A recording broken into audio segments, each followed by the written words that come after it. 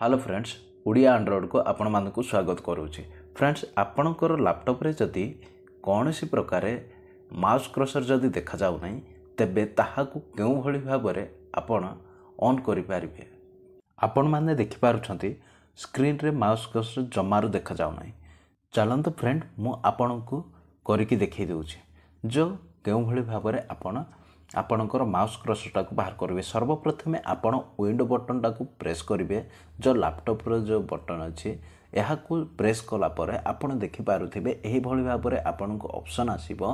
तो आपण कौन करेंगे ना एथिरे आपण टच पैड सर्च करेंगे। कौन टच पैड सर्च करेंगे मु सर्च कर देउछि TOUCH। मु जतेबेले यह सर्च कर दूसरी आपण को यही भाव में आपन को देखईदेव।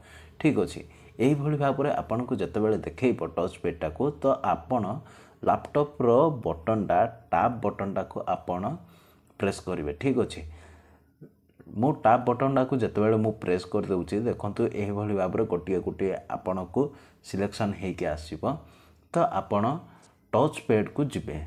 ठीक अच्छे टच पैड को मु गली टच पैड को गलापर मु एबे लैपटॉप रो एंटर बटन को दबाई दूसरी। एंटर बटन को जितेबाला दबाईदेव दबाइला आपण को यही भाई आपन को देखईदेव। देखंतु एथिरे आमर टच पैडटा जो माउस क्रसरटा ऑफ अच्छी।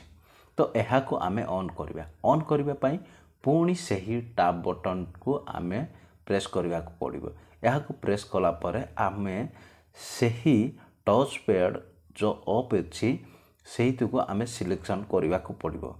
मुझे प्रेस करी जाऊँगी गला परे सही टच पैड ऑप्शन को जाऊँगी। ठीक अच्छे एथिरे गली गला परे देखंतु एबे आमे स्पेस बटन टाकू दबाईदेवा। स्पेस बटन टाकू जितेबाला दबाईदेवा ना आमर माउस क्रसरटा ऑन हो जाइए। ऑन हैला परे आपण यही भली भाव में आपणकर लैपटॉप रो कौन सी प्रकार आपण ऑन करें। फ्रेंड्स चलतु वीडियो एतिकी। जदि वीडियोटी आपन को भल लगे तेज चैनल टी को निश्चय सब्सक्राइब करेंगे, आउ लाइक करेंगे, आउ शेयर करेंगे। Thank you.